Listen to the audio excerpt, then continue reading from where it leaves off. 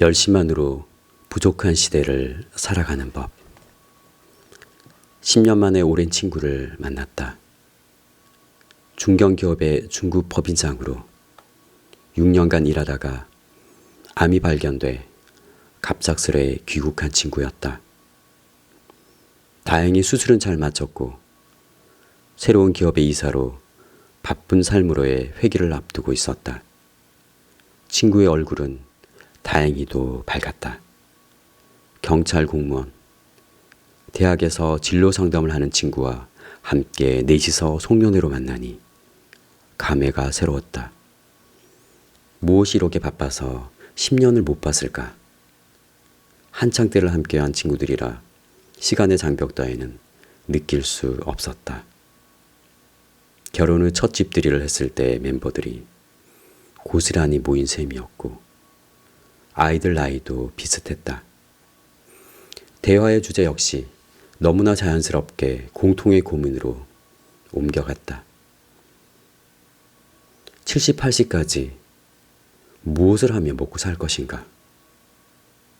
한 친구는 진급에 실패하거나 포기하면 식물인간처럼 연명의 시간을 보내야 하는 경찰 선배들에 대해 이야기했다. 경쟁을 위해 상도덕 따위는 무시하는 헤드헌팅계의 무서운 현실 이야기가 이어졌다. 부사장 자리까지 가기 위해 이제까지와는 차원이 다른 경쟁 앞에 선 친구의 이야기를 듣다 보니 이런 의문이 들었다. 암이 발병할 정도로 치열하게 고민하며 살아온 친구에게 도대체 무엇을 더 바라는가? 그런 의문이 이야기가 이어지는 내내 머릿속을 떠나지 않았다. 대체 우리는 얼마나 더 열심히 살아야 하는가 말이다. 각자 다 다른 행복. 적지 않은 친구와 지인들이 한국을 떠났다. 그들이 선택한 곳은 대부분 호주나 캐나다, 뉴질랜드다. 대형 제약회사에서 영업사원을 일하면서 밤마다 술을 마시며 견디던 친구는 지금 캐나다에서 요리를 배우고 있다. 사업을 하던 교회 선배는 호주로 떠나 뒤늦게 신학을 공부하고 있고 대기업 출신의 프로그래머는 온 가족이 함께 이민을 떠난 지 오래되었다. 그들이 얼마나 성공적인 삶을 사는지는 알 수 없으나 적어도 불행해 보이지는 않는다. SNS에 많은 글들이 다른 곳에서의 다른 삶을 말하며 사람들의 관심과 호응을 얻고 있다. TV 프로그램들은 북유럽 국가들에서 행복의 비밀을 캐기도 하고 어떤 작가는 한국이 싫은 이유를 소설로 펴내기도 했다. 이렇듯 그냥 성공하는 삶이 아닌 다른 삶에 대한 욕구의 온도는 매우 높다. 40대가 되어서야 알았다. 20대까지의 삶의 방식으로는 더는 견뎌내기 힘들다는 것을. 지금까지 살아온 방식이 그저 열심히 살아가는 삶이었다면 앞으로의 40년은 조금 다르게 살아야 한다는 사실에 우리 넷의 의견을 모았다. 그저 잘하는 것으로는 부족하고 한 분야에서 대체 불가능한 특별한 무엇이 있어야 한다는 것에 이의를 제기하는 친구는 없었다. 문제는 소화시였다. 그래서 우리는 뭘 해야 하지? 우리 아이들에게는 어떤 삶을 살라고 말해줘야 하지? 우리는 결국 답을 찾지 못한 채 10년 만에 송년회를 마치고 쓸쓸히 강남 골목을 빠져나왔다. 그리고 친구들에게 미처 하지 못한 몇 가지 이야기들을 마음에 안은 채 집으로 돌아왔다. 그 이야기는 다음과 같다. 삶의 방식에 대한 고민. 다른 삶은 있다. 우리가 몰랐을 뿐이다. 그것은 수능 성적을 올리고 스펙을 쌓는 것과는 비교할 수 없는 삶의 방식이다. 다른 이들과 비슷한 삶이 아니라 자기다운 삶을 지금이라도 고민해야 한다. 그것은 직장을 바꾸거나 직업을 바꾸는 이직이나 창업에 대한 고민을 넘어서는 것이다. 그것은 삶의 방식에 관한 고민이다. 자신의 삶에서 무엇이 중요한지를 치열하게 고민하고 그에 대한 답을 찾아가는 삶이어야 한다. 얼마나 더 많이 벌 것인가? 어떻게 하면 남에게 기죽지 않을 것인가에 대한 고민이 아니라 이 삶을 자신이 선택했다고 말할 수 있는 삶의 방식과 그 선택에 대한 분명한 이유를 찾아야 한다. 자신만의 삶의 철학을 지녀야 하는 것이다. 남이 알아주지 않더라도 내가 좋아하는 삶, 내가 만족하는 삶, 내가 책임지는 삶을 만들어 가야 한다.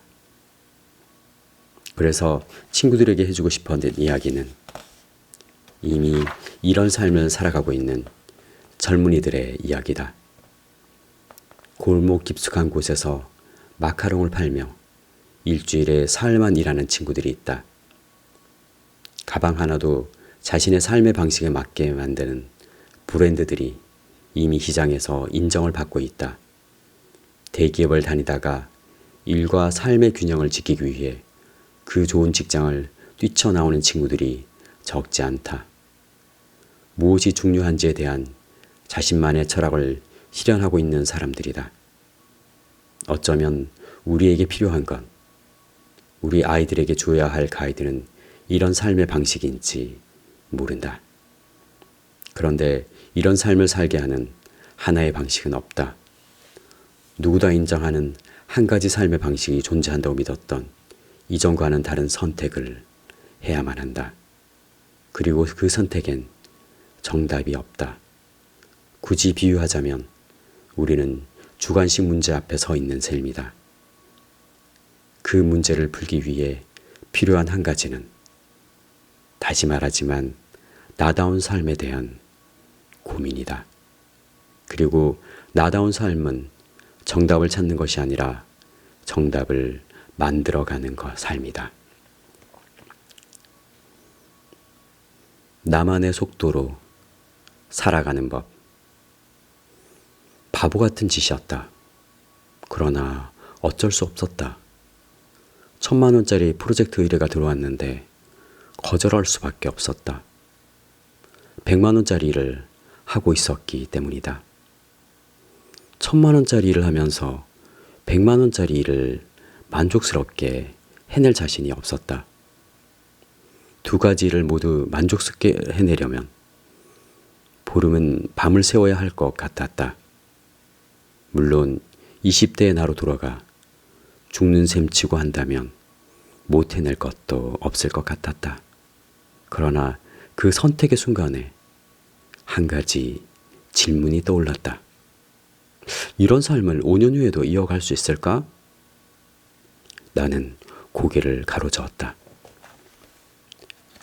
안정적인 수익을 얻는 대신 포기해야 할 것들이 떠올랐기 때문이다. 1,000만 원짜리를 제안한 담당자는 당장 일을 시작하자고 했다. 필요하다면 합숙을 해서라도 일을 마치자고 했다. 하지만 그 일에 올인하려면 지금 하고 있는 일들의 많은 부분을 소홀히 할 수밖에 없을 것 같았다. 그것은 먼저 일을 제안한 사람과의 신뢰를 해칠 것이 분명해 보였다. 그 신뢰는 프로젝트의 액수로 가늠할 수 없다고 생각했다. 며칠간의 고민 끝에 거절의 뜻을 전할 때는 큰 결심이 필요했다. 하지만 지금도 그렇고 앞으로도 나는 같은 결정을 내릴 것이다. 남다르게 나답게. 사람들은 저마다의 속도로 산다.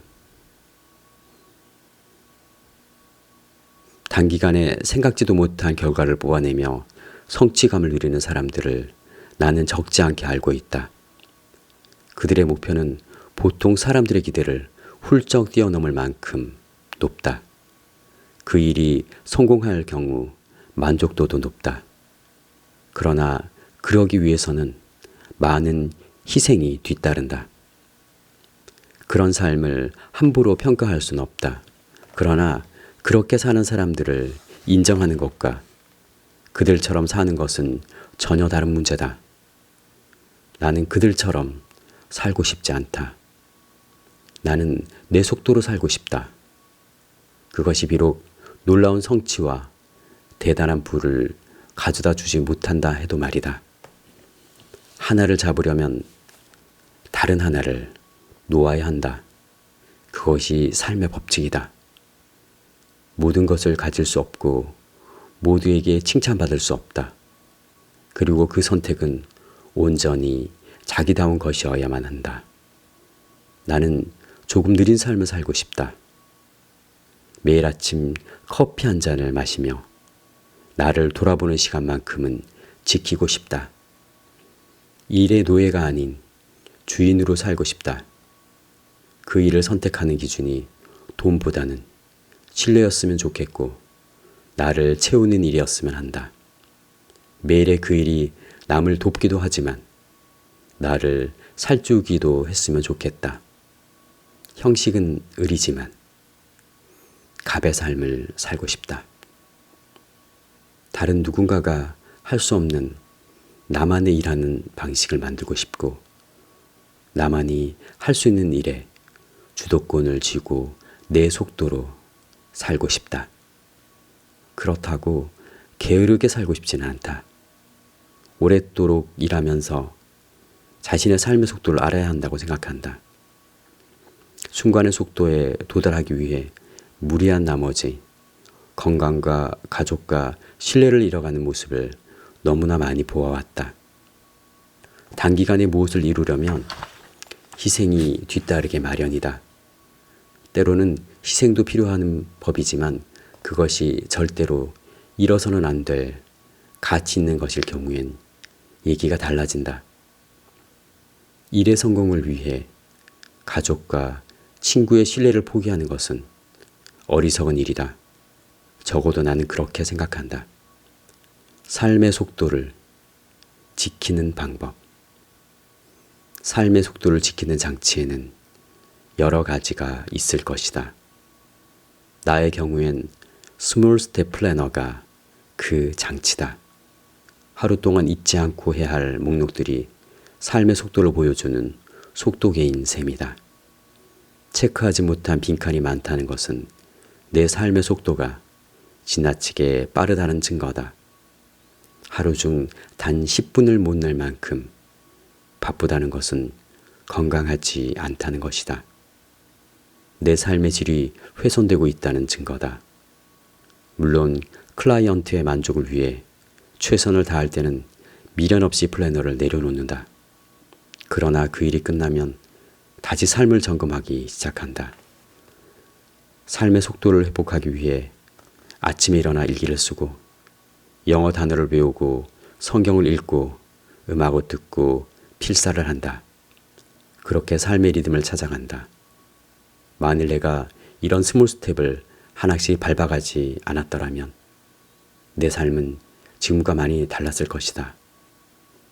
생각보다 무리했을 수도, 생각보다 게을렀을 수도 있을 것이다. 터널에 들어가면 주변의 풍경을 느낄 수 없어 속도감을 잃고 사고를 내기 쉬워지듯이. 그래서 나는 매일 스몰 스텝을 밟는다. 내 삶의 속도를 지키며 살기 위해서.